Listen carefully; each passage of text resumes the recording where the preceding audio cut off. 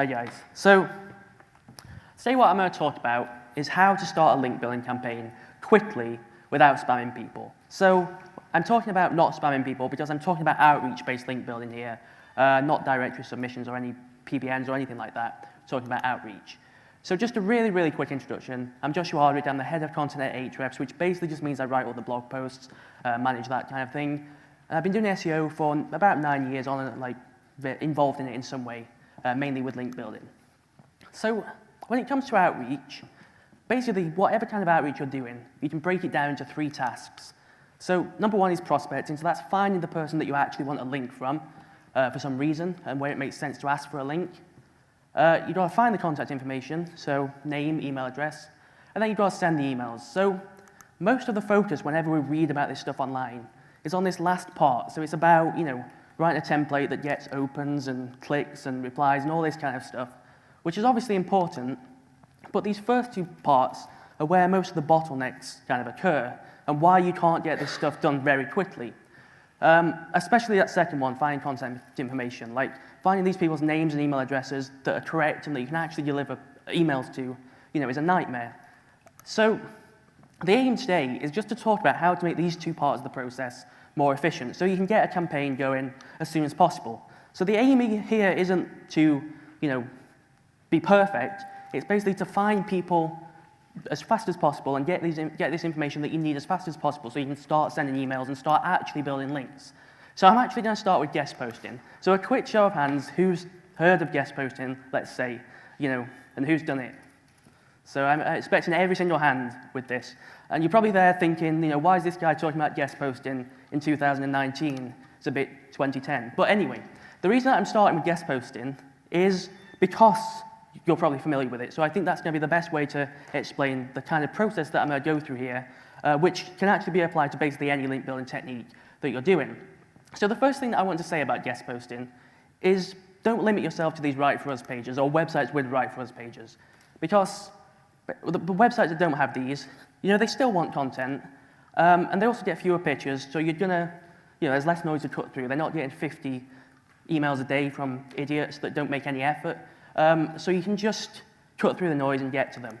And as I say, everyone wants this free, well-written content. It doesn't really matter whether they advertise that fact on their website or not with one of these shoddy Write For Us pages. They still want it if you don't actually give it to them. So let's forget about Write For Us pages for starters. And instead, what we're going to do with guest posting is just pick sites that are already blogging about topics that we want to blog about as well. Because if they're doing that, they're probably going to be interested in having a guest post from us about a related topic.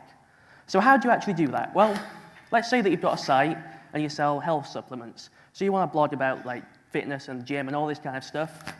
Well, you could do the same kind of thing you do to find Write For Us pages. Just go to Google and search for something like this. So basically, I won't go too much into that, but it's basically like we're looking for blog posts. So the title's got to have muscle or gym in the title tag, and it's got to have how or why in the title tag. So basically, you just get loads of blog posts.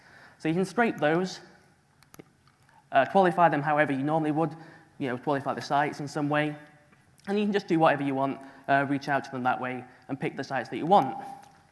But obviously that takes a lot of time, so you've got to go through scraping Google and doing all the usual stuff. So because we're focused on speed and efficiency and getting a link building campaign going as soon as possible, we're going to use Content Explorer instead. So Content Explorer, just for anyone that's not used it in Ahrefs, it's basically a searchable database of just over, I think it's 1.1 billion pages now. And you can basically do the same kind of searches in there as you can in Google.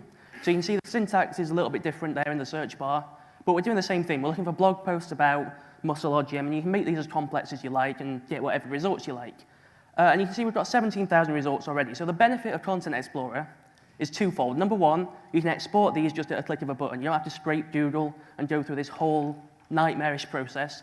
And you can also use the filters. So you can just get what you want straight away, no filtering in spreadsheets and doing loads of time-consuming nonsense. So the filters that we're going to use, just to keep it simple, English, we want English pages, we're going to do our outreach in English. We're not going to spend time writing outreach emails in French and German and every other language. We're going to filter for only live links, because Content Explorer's got live pages, and it's got broken pages, so you can do broken link building and things like that. But for the purpose of guest posting, we only need live pages.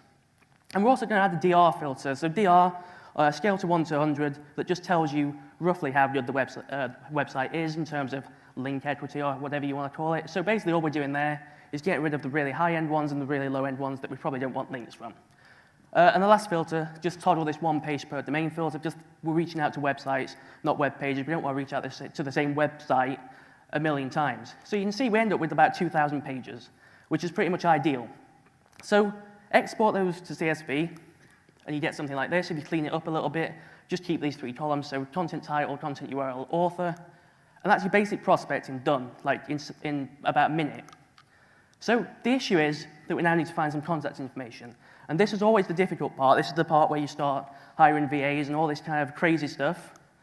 So this is where things start to come together, and where the process that I'm talking about should hopefully start to come together.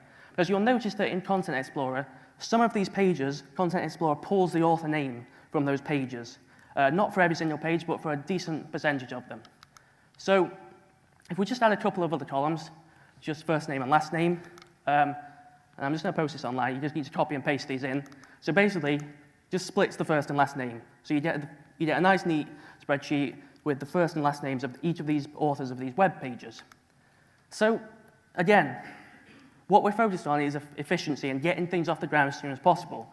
So what you need to do is install this Google Sheets add-on for Hunter.io. So Hunter.io, in case you're not familiar with it, is an email lookup tool, one of many of them, but they've got the Google Sheets add-on, which is what's going to make it really efficient.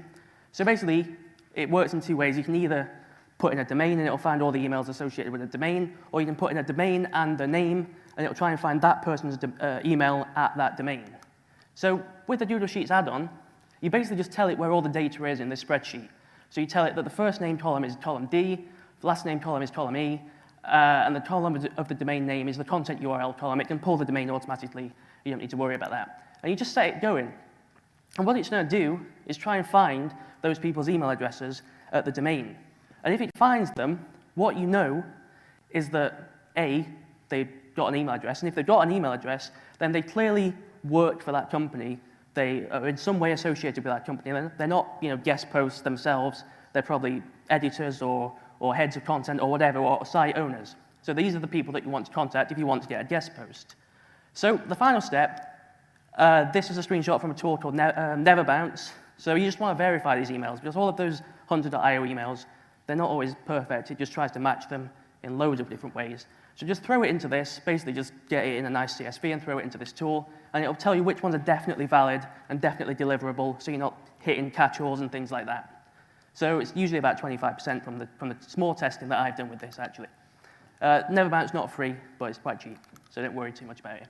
So basically just merge all that together in the spreadsheet, and you end up with this. So you've got prospects, basically 2,000 of them. I forgot to mention this, but delete any of them that don't have the names. We're just focused on doing this fast. So yeah, you've got a spreadsheet with prospects, names, email addresses, and you know that they're valid. So basically all of those people, you can hit up with an email, and you're pretty much ready to pitch them.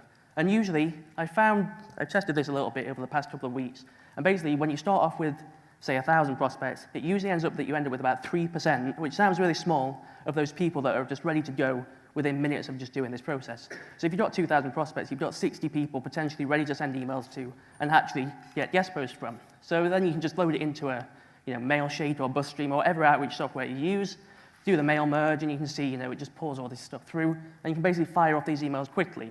Obviously, that's a terrible guest post pitch that I've written there. Don't do that. So personalize these emails.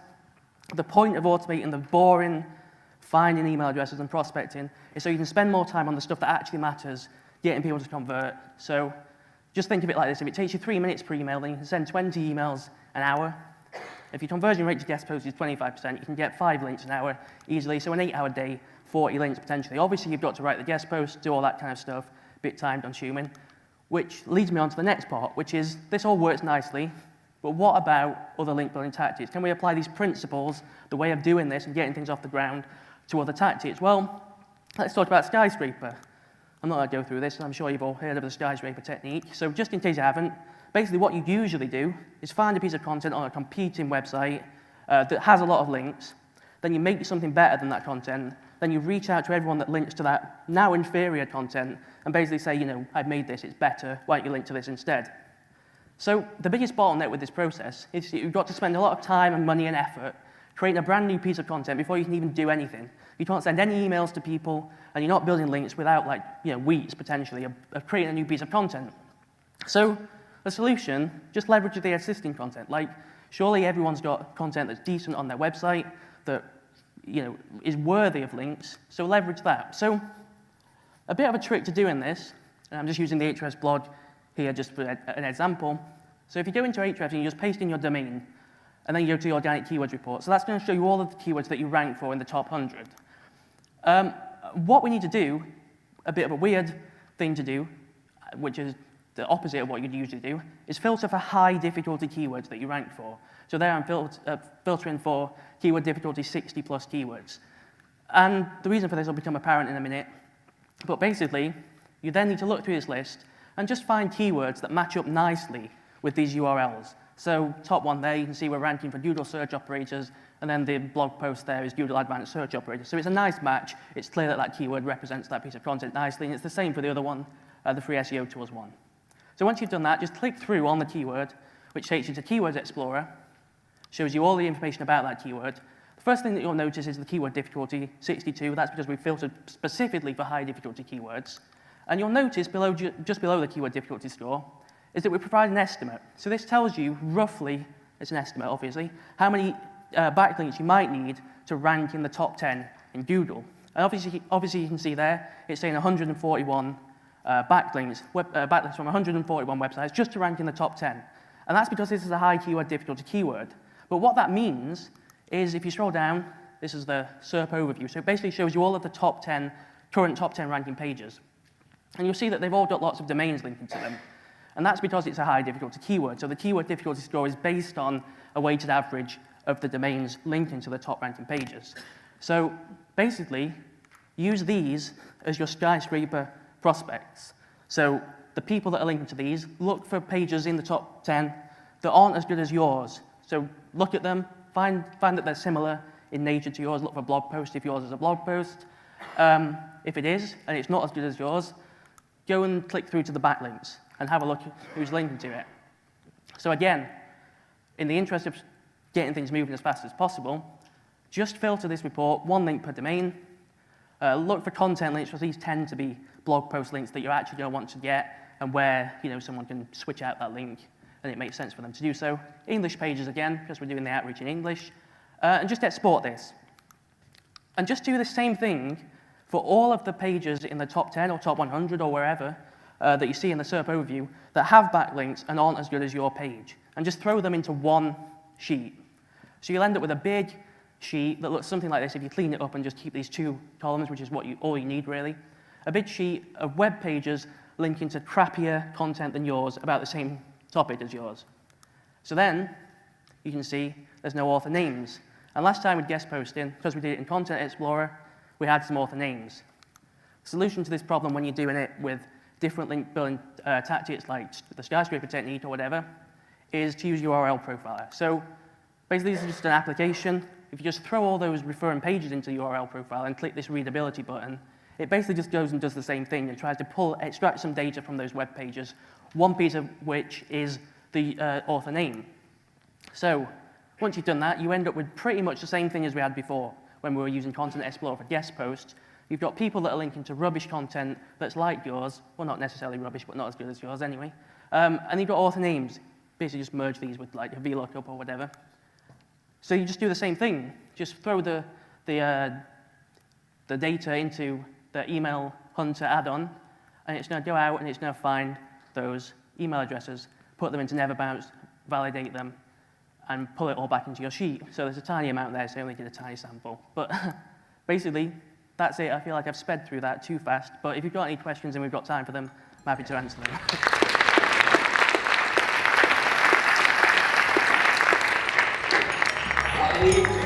I think I will represent